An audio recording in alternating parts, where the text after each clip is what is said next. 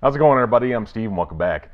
So tonight I want to talk about something that James from 20th and 21st Movies brought up this past Monday or so, and it's basically the Criterion does a used to do like a flash sale in February, and then they do another one like in October. There was like one year a couple years ago where they did like their flash sale in March, basically waiting for a David Lynch movie to get released at that time. But usually it happens in February. I know right now though Criterion is doing like a 30% off on their 4Ks through February 17th, 2025. So that's this is including pre-orders apparently. So I don't know what that means necessarily. It's just on 4Ks. So I don't know if that necessarily means that there won't be a Criterion flash sale happening at the end of the month or not, which is usually 50% off. But I'm really excited about this. But I want to give actually 10 recommendations here.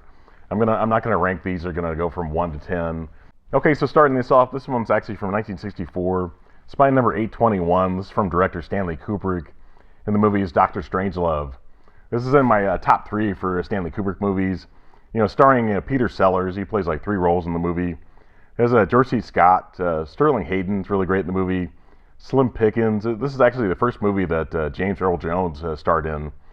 His first movie, and he actually just passed away earlier this year, I believe, or late last year. So it's really interesting. It's in black and white. It's a dark comedy. It's very dark. You know, it goes places you wouldn't expect necessarily, but fantastic. Okay, so at number 2, this one's from 2001, Spy number 779. It's from director David Lynch, and the movie is Mulholland Drive. This one's definitely kind of polarizing. I know most Lynch fans really like this movie, but some other people that aren't fans of him necessarily don't necessarily like the movie. But it's starring Naomi Watts as Laura Harring, as Justin Theroux. Very strange. This one's kind of mainstream in some ways, but it has all those kind of weird, surreal stuff that you kind of expect from David Lynch. So it's one of those bizarre movies. I think that I rank this one like number 2 in my filmography from David Lynch. But obviously he's passed away recently, so it's great to collect all these movies that are in the Criterion collection. Okay, so at number 3, this one's from 1982, Spy number 738. It's from director Sidney Pollack, and the movie is Tootsie. It's a fun movie. I've watched this movie most of my life. You know, I was like 9 years old at this time. It's starring Dustin Hoffman as Jessica Lange, as the late Terry Garr in the movie. Bill Murray's in the movie as well. He's really great in the movie.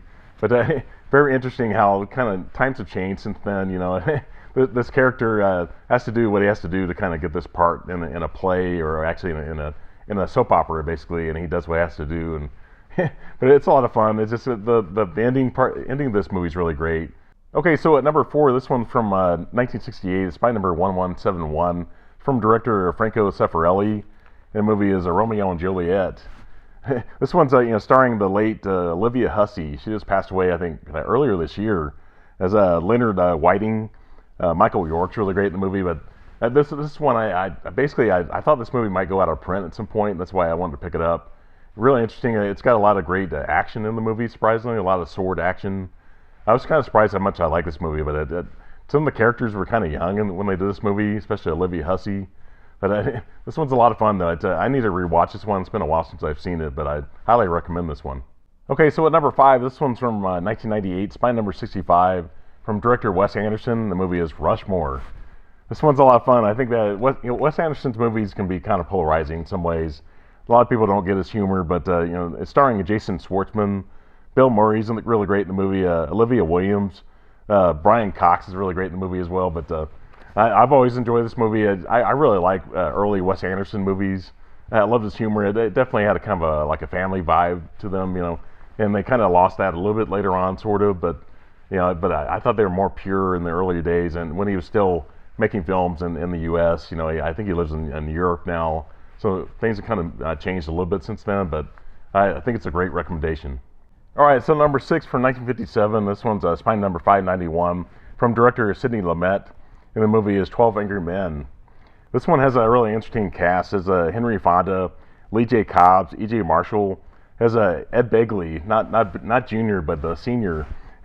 This movie makes a lot of great points. I think it's one of those really like 1950s movies that really made a lot of points in America. I think a lot of people hadn't thought about basically like race relations, that kind of thing. I'm kind of assuming things about people, but they make a lot of great points in this movie. All right, so number 7, this one's from 1993, Spy number 265, from director Robert Altman, in the movie is Shortcuts. This one's a long movie. It's like 3 hours, but it's really interesting how they all these kind of different stories kind of get tied together. Definitely, it has a huge cast. Not even gonna really name all of them, but Julianne Moore, Robert Downey Jr., Jack Lemmon, Tim Robbins. Great cast though. It's like there are probably like 30 people involved in this movie. They have a lot of people are kind of listed here in the front, but if you check out like Criterion.com, you can see the cover to this one. But I loved what he did to the story. Just a lot of kind of judgment calls in the movie. Just people kind of making like moral decisions, and just how people kind of relate to each other. All right, so number 8. This one's from 1981. Spine number 691. It's from director Michael Mann, and the movie is Thief. This one's starring James Caan, has Jim Belushi, Willie Nelson's in this movie, as Robert Prosky. This one's actually getting a 4K release on March 11th. So this might be one of those things. If you wanted to get a pre-order, you might want to check it out now. You get that 30% off through Criterion.com. But yeah, this was actually Michael Mann's first movie. Really interesting to have this one in the Criterion collection. There's a lot of action in the movie, which you don't get a ton of action in the Criterion collection. But I think James Caan's really great in this. Obviously, he's passed away now. Okay, so number 9. This one's actually from 1960. Spine number 260, from director George Franju. And the movie is Eyes Without a Face. This one's actually the only foreign film I'm going to recommend in this particular video, but it's really interesting though. I think obviously Billy Idol did a song that was based on this movie, and I'm not even going to mention the cast members because I'll kind of butcher their names, but I think it's a great story though.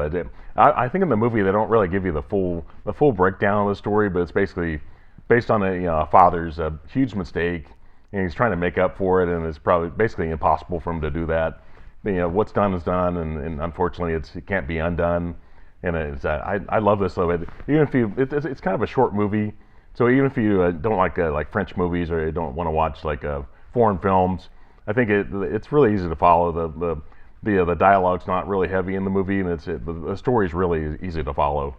Okay, so at number 10, this one's from 1999, spine number 1057, from director Jim Jarmusch.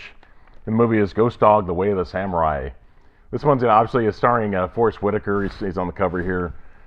Really interesting movie. I haven't watched this one in a while, but I've really liked a lot of stuff I've seen from Jim Jarmusch, and Forrest Whitaker is really great in this movie. It's kind of interesting how he plays this movie really straight, and a lot of the villains in this movie are really like kind of clownish in some ways, kind of campy in some ways.